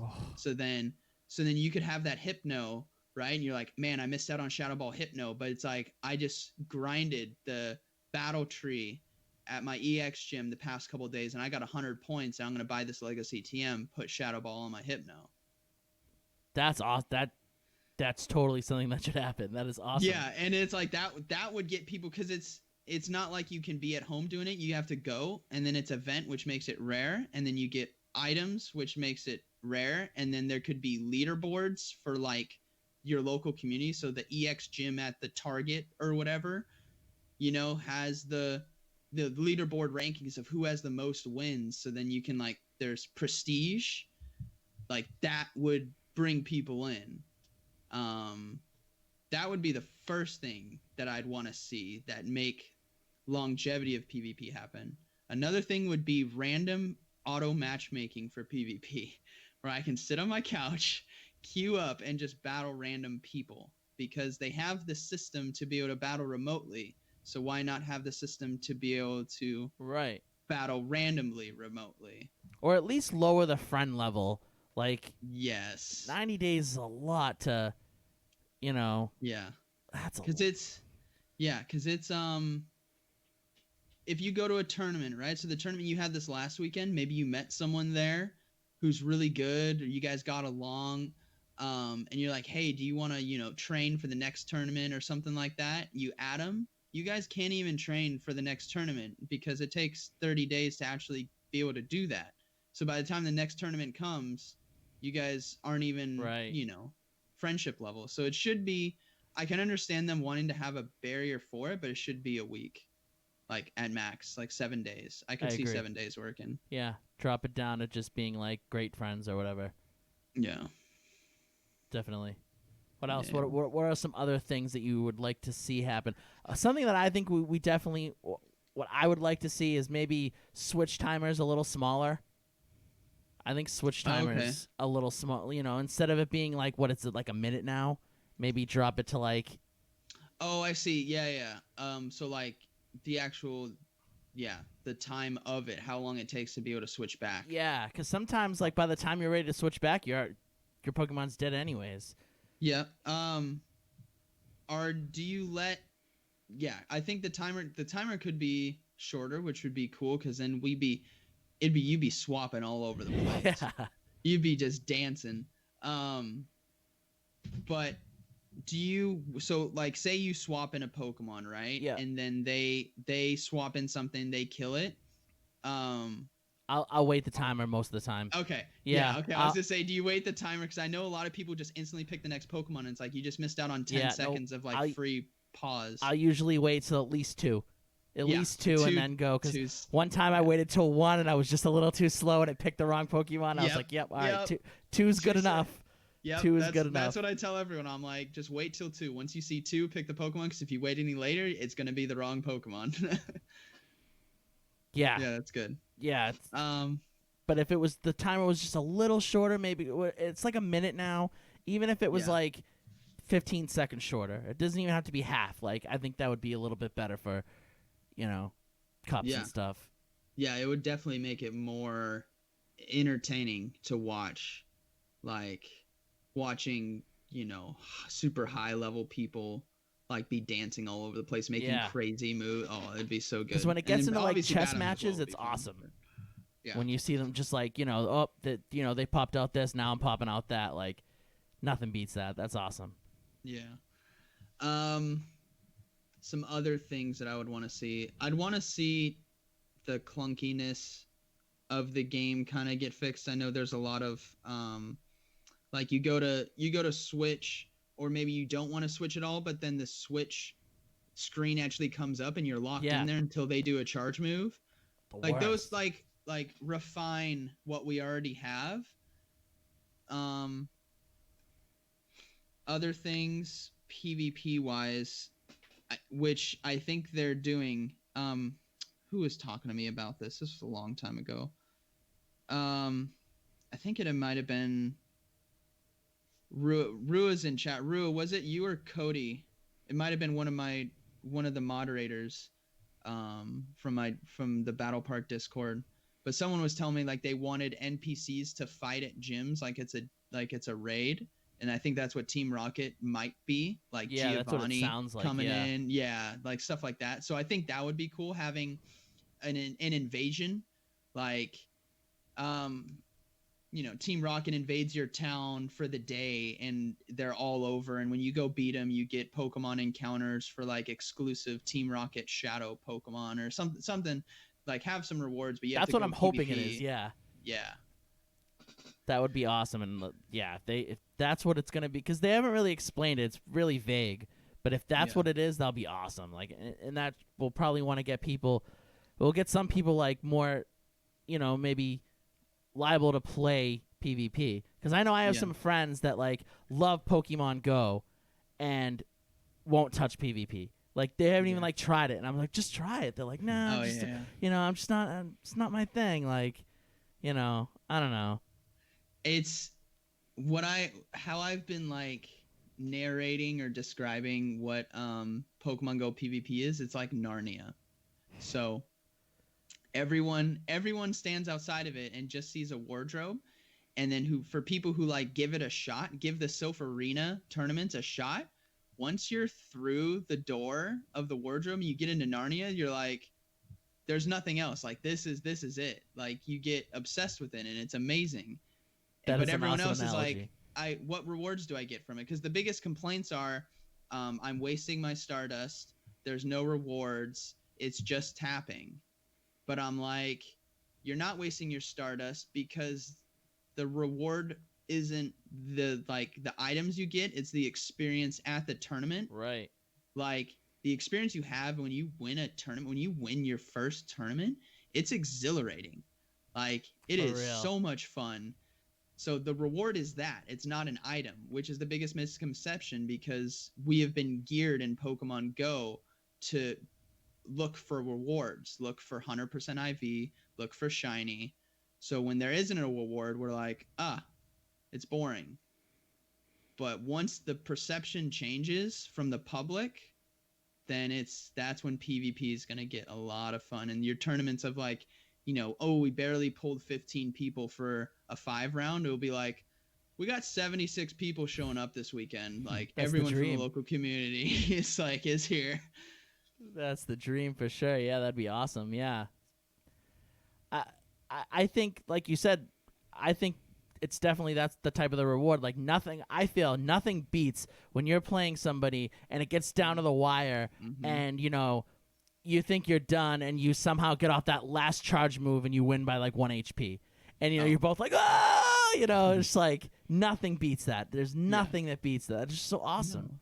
No. Yeah, exactly. That's the reward, is the experience. It's just so much fun. That's why like people who PvP are fine with dropping all their Stardust. Like I will burn Stardust. I'm funded by community days, basically. Like community day is my day to go get Stardust, and that's what I have to build my teams for the next month. Like, I'm fine with having 0. I'd rather have 0 Stardust and a team of 6 to participate in a tournament than have 10 million Stardust and not PvP.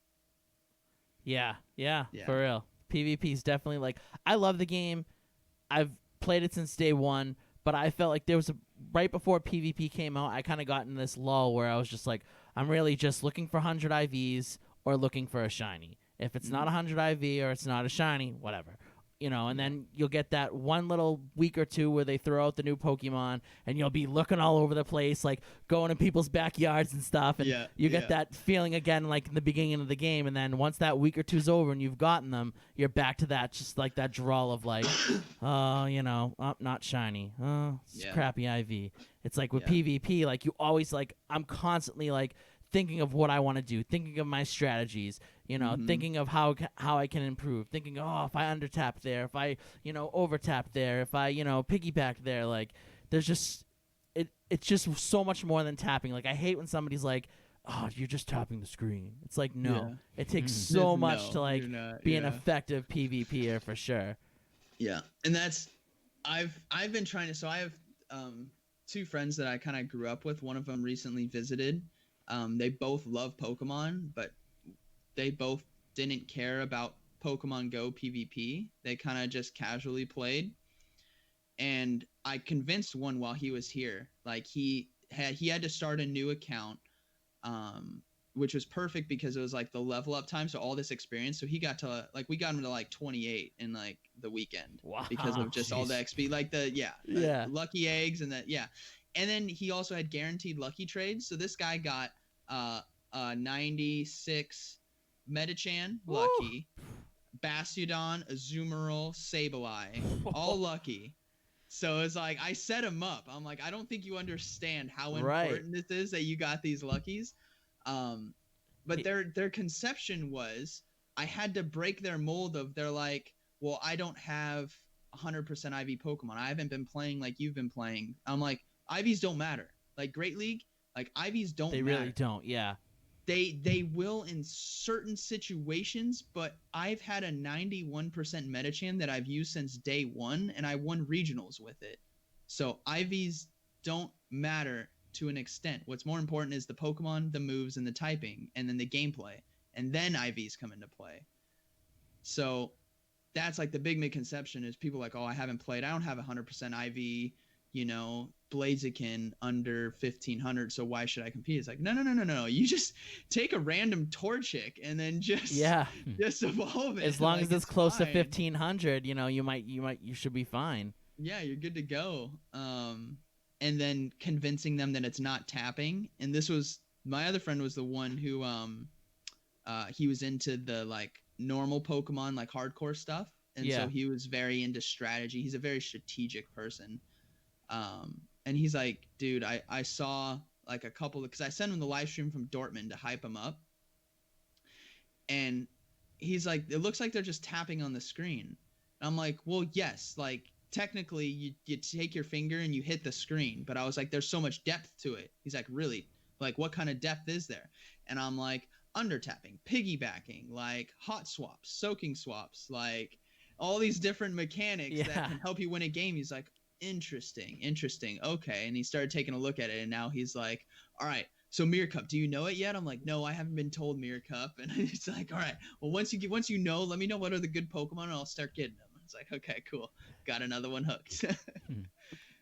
Like, just when you mentioned like soaking swaps, like I remember when I first saw it was your video about how to like, I totally didn't get it at first. I was like, this makes no sense to me. And then I watched the video a few times and I was like, this is genius. This is like, I need to be doing this. Like, oh man, like soaking swaps are awesome. Oh yeah, I love it. It's so good. It is definitely something that you need to do. Yeah, there's just so much depth to PvP that people need to like realize that it's not just tapping. It's awesome. I don't know. I love it. So let's get into that real quick. Mirror Cup, what do you think is going to be? What's your guess? Well, from Mirror Cup, we can guess that it'll be reflection-y type of Pokemon. So my guesses would be Water and Steel would be part of it. Water's also the only one that hasn't had its own cup that wasn't like restricted, if that makes sense. So like you had Water and Rainbow, but it was restricted to just Gen 1 and 2. It's the only type that hasn't had like a full going of you can use any water Pokemon you want. So I think it'll definitely be Water. Yeah, I think it'll be Water. I think it'll be Steel. And then it may be something like, I don't know. I want to say psychic again, but they love running psychic. It may be something like grass and fire, or grass and or fire and ground or something, because doesn't like sand and fire Yeah. make glass? So that's what I was thinking when I first heard it. I was like, it's gonna be fire, ground, but I feel water needs to be used, and like water's Yeah. like that number one thing you reflect. But then like I thought about ghosts, like ghosts in a mirror and stuff like that. Oh, okay. I Yeah, figured yeah. maybe like ghosts would be like that wild card in there, and I feel like they haven't really showed ghosts a lot of love.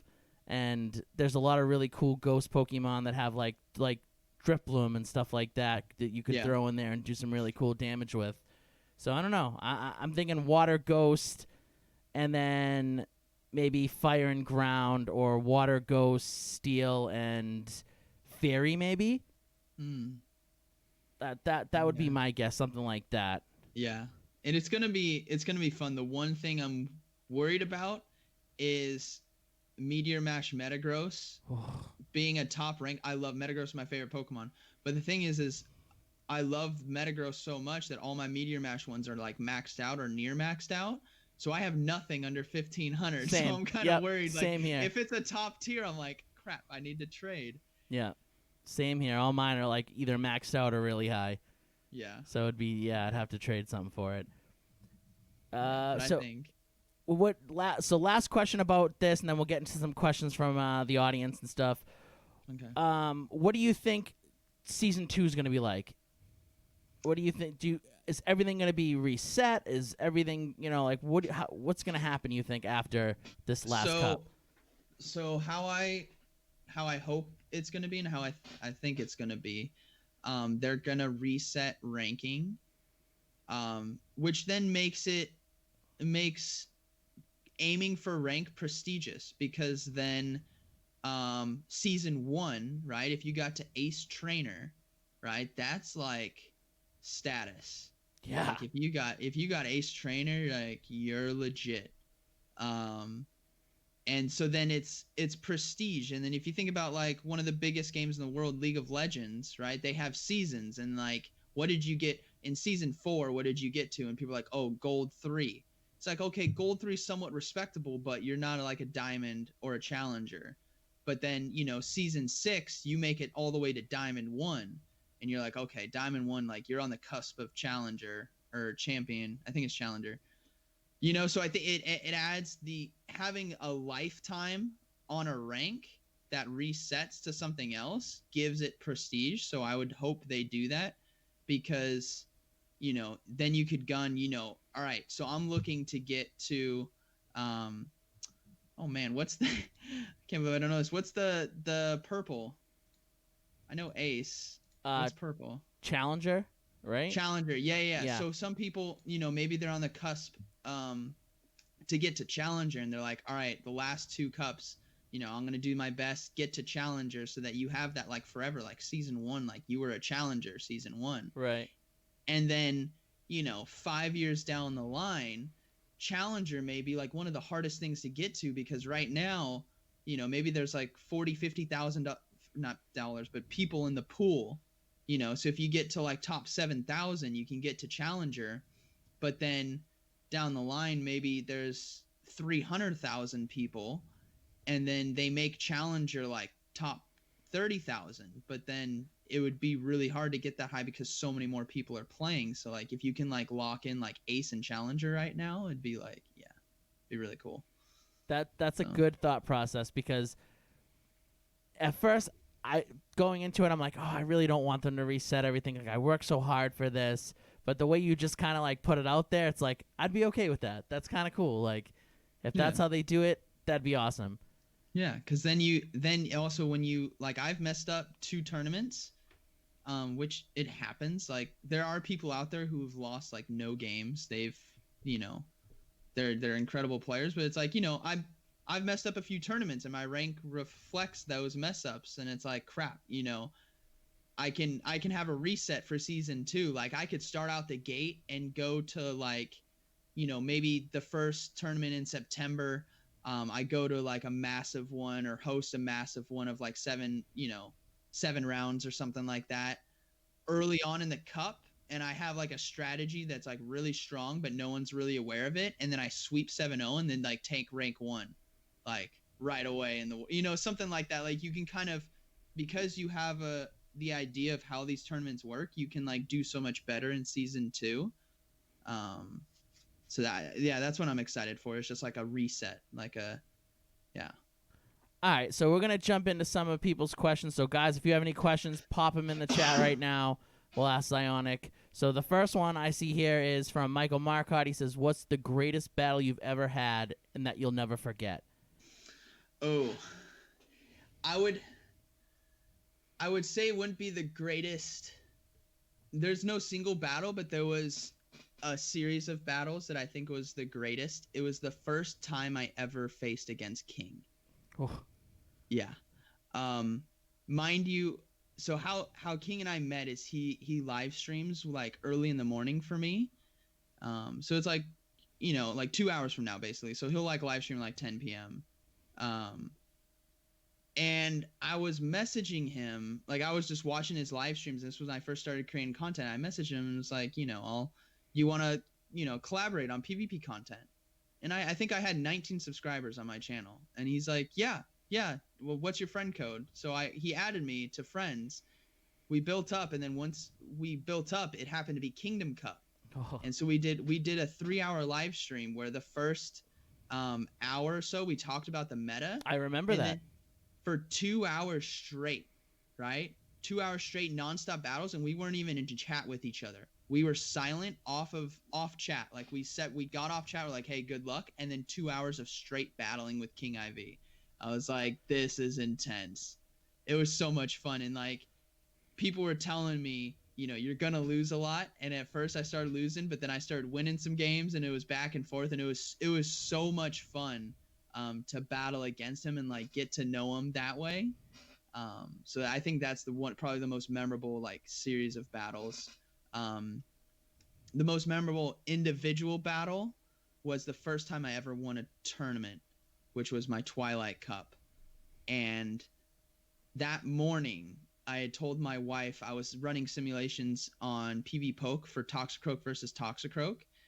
And how the simulation ran was Toxicroaks, if they do counters all the way to Mud Bomb and then do a Mud Bomb, you'll have health left over for one counter, right? So at the time, I didn't know what it was called, but I did it. I did a piggyback. And what this was you'll see it at the end of my video, at the end of the Twilight Cup video, is we got to the finals. We were both 4-0, 1-1 in the series, all Pokemon dead, all shields gone, fresh fight Toxicroak versus Toxicroak at the exact same time, because I think our Venomoths died at the exact same time. So then Toxicroak and Toxicroak came in. There was no like energy gain or health gain. It was exact same Just time. a fresh fight.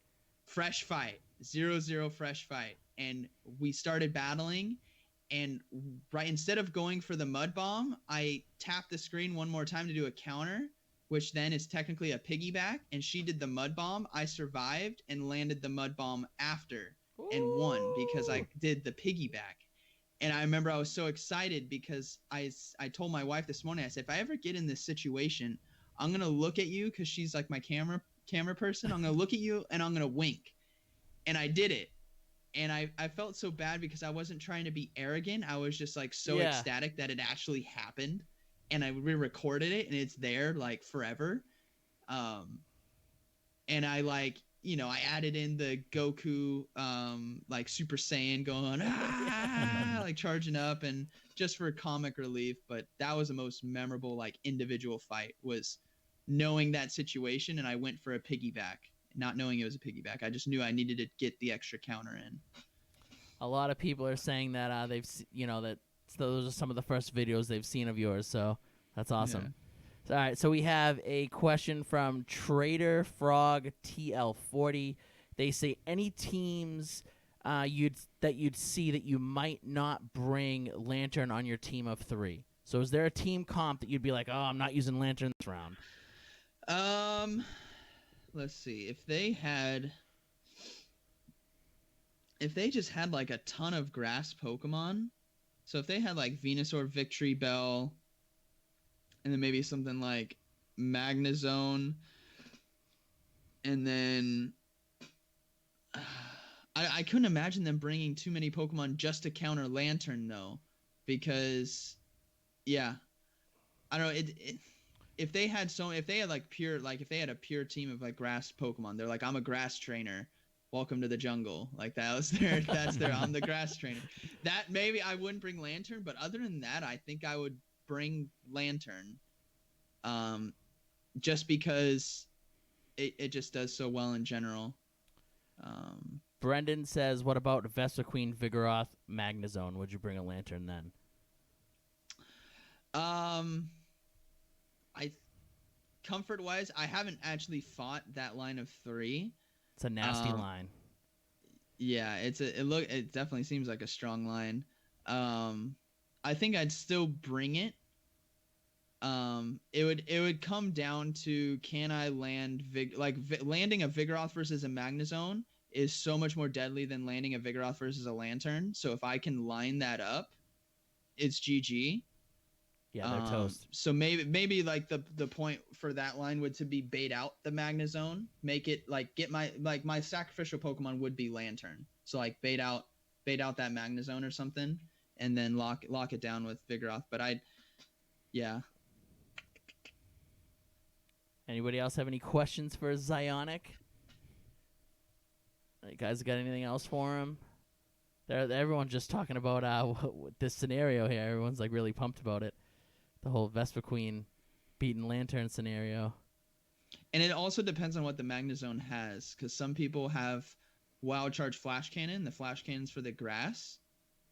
But other people may just run Zap Cannon for that end game thing. But then, I may, like I said, with that, it all depends on the team and how I'm interpreting it. I may not bring Lantern, but that's like my electric type. So if I'm predicting they're heart set on eliminating my Lantern, I may just play into that and just, bring, I don't know, Vespiquen, Vigoroth, and then Fortress or something.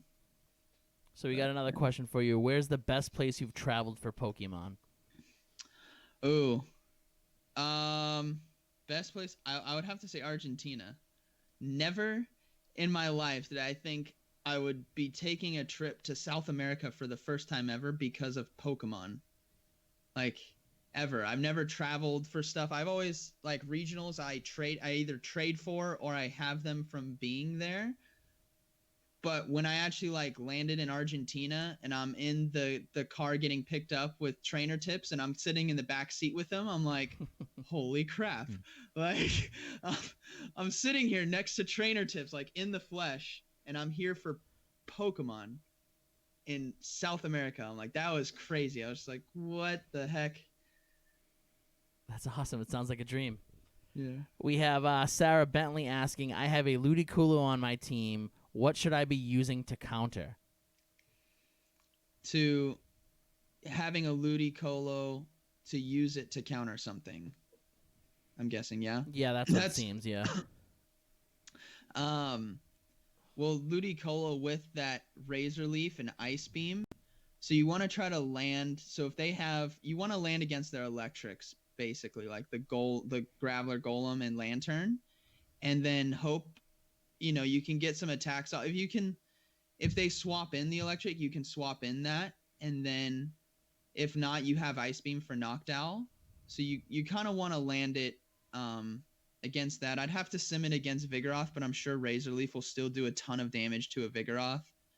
But yeah, the Razor Leaf you want to be getting against those electrics, and then hope to land the charge move against a Noctowl swap in. John asks, when you were with Trainer Tip, was he Trainer Tips or was he Rick? He was Trainer Tips at the time. Oh my goodness! Have you guys seen the Rick? The Rick that thing? video was awesome. Oh man, it was so funny. So yeah, at that time he was Trainer Tips, but then for Chicago he was Rick, and I didn't know at the time. It's not like he sent a message out to the creator group saying, "Hey, I'm gonna be dressed up today." He just showed up. and took everyone by surprise. So I was at the battle arena because Chicago was open, so you could just walk in and out whenever you wanted from anywhere. Oh wow. So when King and I met up every single day, and we're like, okay, because our day for Go Fest was Sunday, but we were there from Thursday on, so we just went to the battle arena and posted up for like 3 or 4 hours a day, just battling people and just saying hi, because that's where our like other content creators like Nick can walk around anywhere and everyone will stop him. I was freely able to walk around anywhere and no one would stop me, but if I stayed at the battle arena long enough, someone would come up and say hi. So we stayed there, and then Zoe Two Dots was walking by, and I hadn't met her yet. And King, I was kind of nervous about going to meet the other content creators, and King was like, "Hey, you want to go say hi to Zoe?" I'm like, "Yeah." So he walked up and introduced me, and then this guy walks up, and Nick wasn't a part of the group, like walking with him. He was somewhere else. Right. So this random old-looking guy kind of walks up, and I saw him out of like my peripheral. I'm like, "Who the heck is this guy?" And he's like, "I'm Rick." And I'm like, I looked at him, I'm like, this guy looks kind of weird. I'm like, "Nice to meet you, Rick." and then I started talking to Zoe again, and then he introduced himself to King, and then we just kept talking to Zoe. We never paid attention to Rick. And then he says it again, and he takes his hand out to shake my hand again. "I'm Rick." And I'm just like thinking in my head, what is going on? And I looked, and I'm like, oh my God, because I saw the camera being held in his, like, around his arm in his chest. I'm like, oh my God, it's Nick. "Oh, King, it's Nick." And he's like, oh, it's Nick. That's awesome. It was so good. Brendan asks, what do you think we have to do as a community to take PvP to the next level? I think stay consistent with what we are doing. Keep hosting tournaments, keep inviting people, find fun ways to make it more enticing. I know some communities, like Battle Heroes community, they have a sponsor who buys Pokecoins, so like the winner gets 10,000 Pokecoins. Woo. Yeah, like first place you get 10,000, second place you get 6,000. Like, man, that is awesome. So like stuff like that, find ways to get people in, because Pokemon Go PvP is going to be like a snowball going downhill. It's just going to keep getting bigger and bigger and bigger. And then there's going to be a tipping point where it gets so big that then the world kind of like the floodgates open up and everyone's now in it. But right now we're at the like early stages. So it's just, I would say just keep staying consistent, keep inviting people, keep having fun, make the experience fun for people. And a year, 2 years from now, or maybe like 3 months from now, you're going to be overwhelmed with how many people want to play. Do you think there's a chance that this will ever become an esport? Yes. I hope so. That is like my God, that's what I'm gunning for. That's what King, like, that's me, King, Nick, the Sylph Road, and now other content creators like Pokemon Master Holly, Zoe Two Dots, who are like getting behind this. This is what we're gunning for. We want it to turn into an esport. It should. I hope so. But that's my goal too. Like, I run the tournaments and like for my community and stuff. Like I plan out, the extra Ultra League cups and all that stuff. And it's so much fun. I love it. And I would just love to see, this become something bigger and, being able to maybe make it like a job one day, playing Pokemon Go. That'd be so awesome. Absolutely. And that's like, this is like Pokemon Go PvP ignites me, but this esport thing ignites me even more. Like I got goosebumps all over my arms right now just thinking about it. So this is why I think it has so much potential. There has never been a game where literally on your way to the event, like say you got a tournament in Boston, right? Maybe you live in some of the apartments downtown or something like that, and you can walk to the tournament, and on your way you catch that Skarmory that you haven't been able to find. Like you haven't been able to trade for a Skarmory, find a Skarmory. You catch that Skarmory. Sure, you need to spend the Stardust, unlock it, whatever, have some knowledge about how it works. But there's never been a game where you can walk to an event, catch the Pokemon for the tournament, use them in that tournament, and potentially win. Yeah. On the accessibility of this is so huge, and the fact that it's like, so Fortnite is such a huge game that took the world by storm, and everyone loves it because you want to be the last one surviving. Like Pokemon Go PvP tournaments are like, it feels like that. Like you're the final survivor. You're the, the battleground survivor of Pokemon Go PvP. But you don't have to be, rank 1 in the world to be good. You just have to be better than the 16 other people at your tournament that day. So then it's the accessibility and everyone being able to participate, and then everyone being able to like upload videos or stream the tournaments because people want to watch. So it's just like, there's so much potential. Yeah. So we're winding down here. I'm gonna pick one more question, and then we'll probably have to end things because our run time's usually till 9 p.m. and it's just about that time now. So, do you think there'll be any changes in how worlds will be set up in the future, like world tournaments? So what I would hope to do, it's been slowly progressing. As you guys saw, like Chicago was kind of a flop. Lot of lessons learned there, but then we nailed it in Dortmund. What we want to do for, I don't think I'll be able to go to Chile, and I'm not sure how Chile is going to play out. But let's just say next year's Worlds, what I want to be able to do is live stream not all the battles from the elimination rounds, but have basically like, think of like Worlds Chicago next year is like a 6-hour stream, and it starts with the elimination round, and we kind of get the finalists from each table's battles, and then we go into the actual like top 8. So it's like, it feels like a full event. And then in between the events, we have replays and recaps and interviews with content creators, so like Pokemon Master Holly out there interviewing a player that you guys can actually hear, not just see the video and then listening to me and King talking about what they're actually talking about. Maybe Static Rift will be there one day. That'd be awesome. Yeah. So Cody asks, who's your favorite staff member from Battle Park? Well, let's see. It's not Rua because of the nickname he has for me. So sorry, Rua. No, all the staff from the Battle Park are freaking amazing. They really are. I created the server as a place for people to be able to come and battle without, like, find friends remotely and battle with, in a comfortable place that wasn't ranked, so they didn't have to stress. Just like a stress-free zone to talk about the meta, battle people, and then it kind of blew up really quickly.